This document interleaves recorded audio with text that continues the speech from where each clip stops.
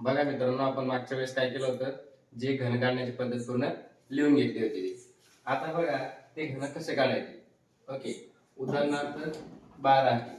आपल्याला घन काढण्या अगोदर 10 पर्यंत घन पाठ असणे आवश्यक आहे. ते इथं तुम्हाला लिहून देतो, तुम्ही नंतर ते लिहून घ्या, नंतरला पाठ करून घ्या. 1 चा घन 1, 2 चा घन 8, 3 चा घन 27, 4 चा घन 64, 5 चा घन 125, 6 चा घन 216, 7 चा घन 343, 8 चा घन 512, 9 चा घन 729, 10 चा घन 1000. इथपर्यंत आपल्याला घनपाठ असणे आवश्यक आहे. नंतर बघा, घन काढताना काय करायचं, सर्वप्रथम 3 रेषा मारायच्या. 1 2 3. इथपर्यंत क्लिअर सर्वांना? त्यानंतर बघा, या संख्येमध्ये अंक बघायचे किती आहे, 1 आणि 2. काय करायचं, त्या अंकाचा घन बघायचा. 1 चा घन किती आहे, 1 चा घन किती आहे, 1. तो पहिल्या रेषेच्या इथे लिहायचा. नंतर कोणती संख्या आहे, 2. 2 चा घन किती आहे, 8 आहे. तो शेवटच्या रेषेच्या पलीकडे लिहायचा. त्यानंतर बघा, 2 रेषेमध्ये काय करायचं, ओके, 1 चा वर्ग काढायचा. 1 चा वर्ग पाठ आहे ना, 1 ते 10 पर्यंत पाठ असणे आवश्यक आहे वर्ग करून. ओके, 1 चा वर्ग 1 आहे. 1 चा वर्ग काढायचा, दुसऱ्या संख्येला गुणायचं. 1 ने 2 ला गुणल्यावर किती येईल, 2 येईल. त्यानंतर काय करायचं, या 2 चा वर्ग काढायचा. 2 चा वर्ग किती येतो, 4. हा घन आहे बघा. 2 चा वर्ग किती आहे, 4 आहे. मग त्याच्यानंतर ते 1 ला गुणायचं. परत किती गुणायचं, 1 ला गुणायचं. म्हणजे 4 1 4. त्यानंतर काय करायचं, त्याला पुन्हा एक आडवी रेष मारायची. त्यानंतर इथं पहिल्या आणि शेवटच्या याच्या खाली अंकाखाली 0 घ्यायचा. नंतर या मधल्या संख्या ज्या आहेत 2 राहिलेल्या, त्यांच्या खाली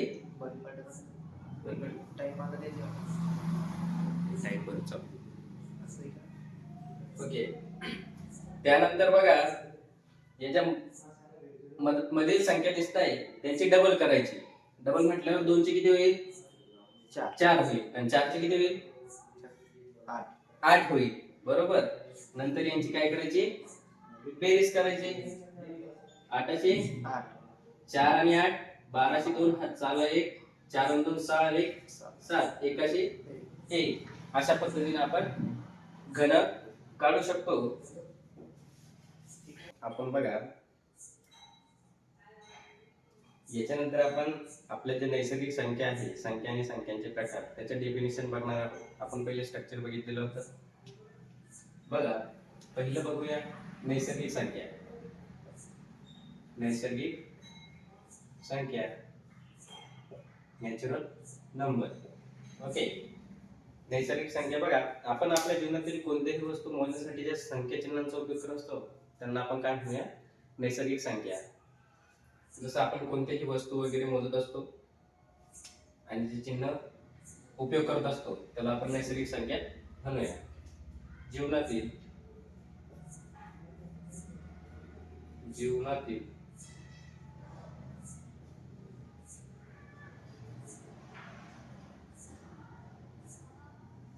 वस्तूंना मोजण्यासाठी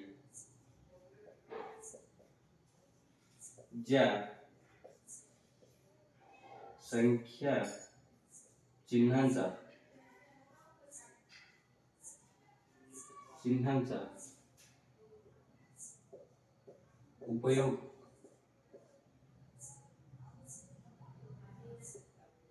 उपयोग आपण करत असतो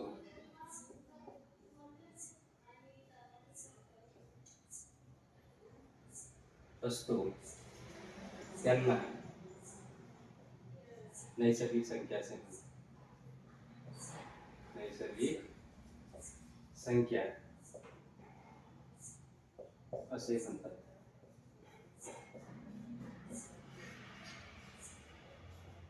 नैसर्गिक संख्या असे म्हणतात. उदाहरणार्थ 1 2 3 अशा अनंत आहेत. ओके, त्यानंतर बघा पूर्ण संख्या बघणार आहोत. पूर्ण संख्या जास्त अवघड नाही, त्यामध्ये फक्त शून्याचा समावेश असतो.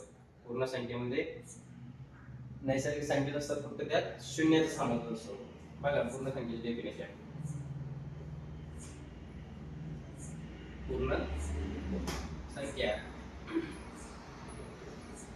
नैसर्गिक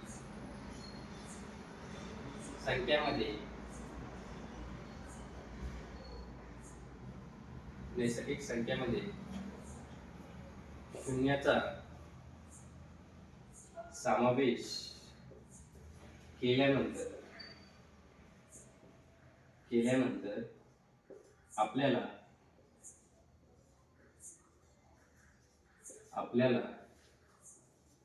जी संख्या प्रणाली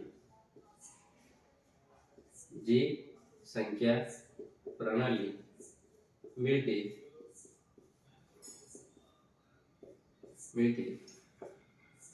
त्या संख्या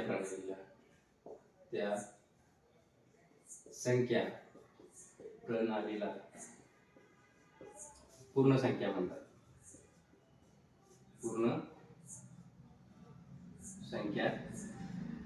म्हणतात. ओके, इथपर्यंत क्लिअर सर्वांना? ओके, उदाहरणार्थ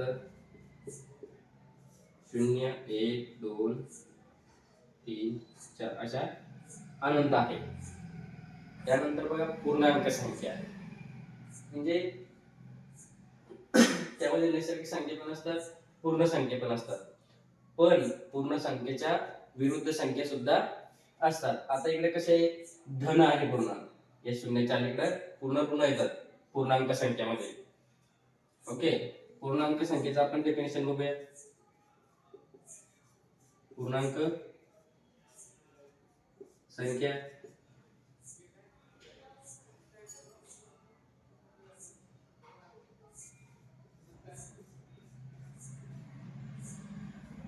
पूर्ण संख्या व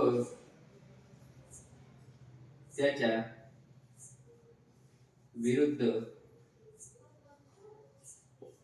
संख्या मिळून पूर्णांक संख्या तयार होतात.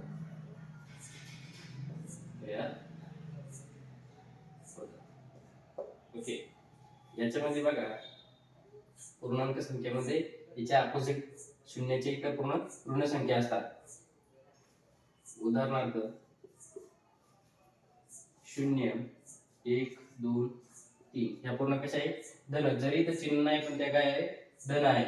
आता याच्या इकडे बघा ऋण 1 ऋण 2 ऋण 3 अशा या अनंत आहे.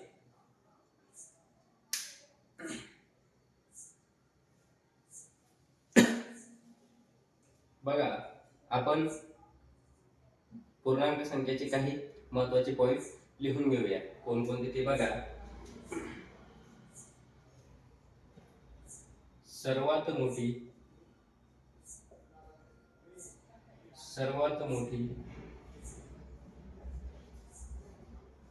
धन पूर्णांक संख्या सांगता येत नाही.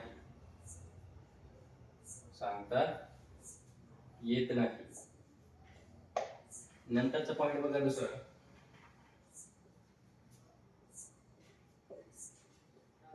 सर्वात लहान धन पूर्णांक संख्या 1 आहे.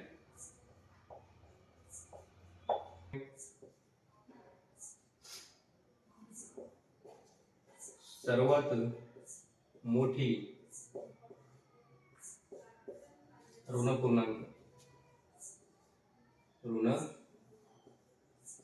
पूर्णांक संख्या -1 आहे. एक आहे. काही काही मुलं इथं बोलतात की सर्वात मोठी ऋण पूर्णांक संख्या एकच काय होईल सर, कारण की ती ऋण आहे. त्यानंतर बघा, सर्वात लहान ऋण पूर्णांक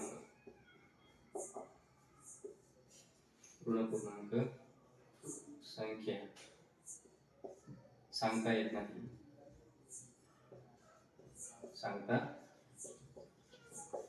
येत नाही. ओके, हे एवढे पॉइंट आपल्याला लक्षात ठेवायचे. नंतर बघा, संख्यांचे आणखी काही प्रकार आहेत. नैसर्गिक संख्यांचे उपप्रकार बघूया याच्यानंतर. ओके, नैसर्गिक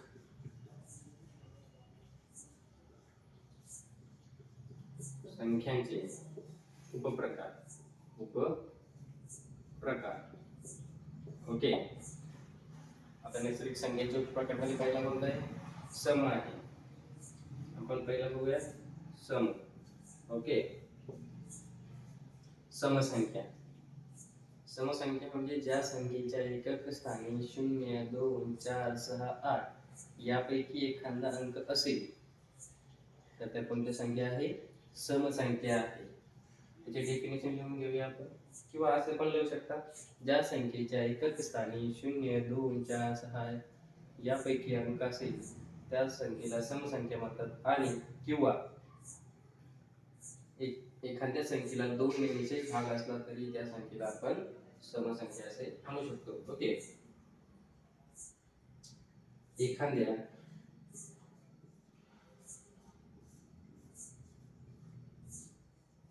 संख्येच्या एकक स्थानी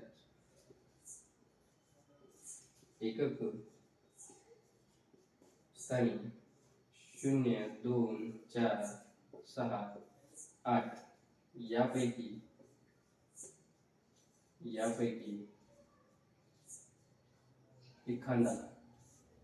एखादा अंक असेल तर त्या संख्येला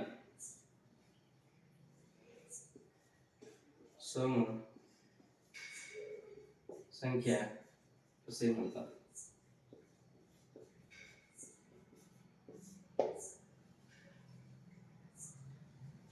दिसतंय सर्वांना? Okay, clear. त्यानंतर बघा, याच्यानंतर विषम संख्या. म्हणजे आता याच्यानंतर सम झाली, त्याच्यानंतर विषम. बघा, विषम संख्येच्या एकक स्थानी 1, 3, 5, 7, 9 यापैकी असे अंक असेल तर त्या संख्येला आपण काय म्हणतो? विषम संख्या म्हणत असतो.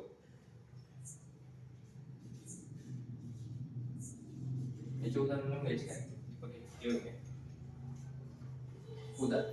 ओके, 2, 24, 26, 30 या काय समसंख्या आहे. विषम संख्या एखाद्या संख्येच्या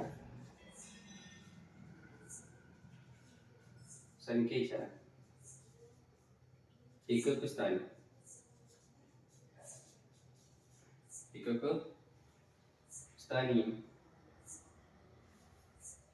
1, 3, 5, 7, 9 यापैकी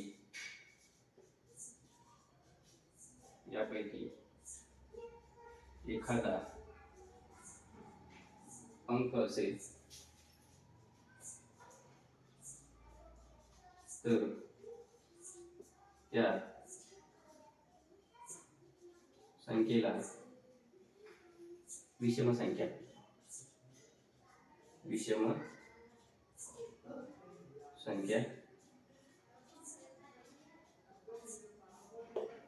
म्हणतात. लिहून घ्या. ओके.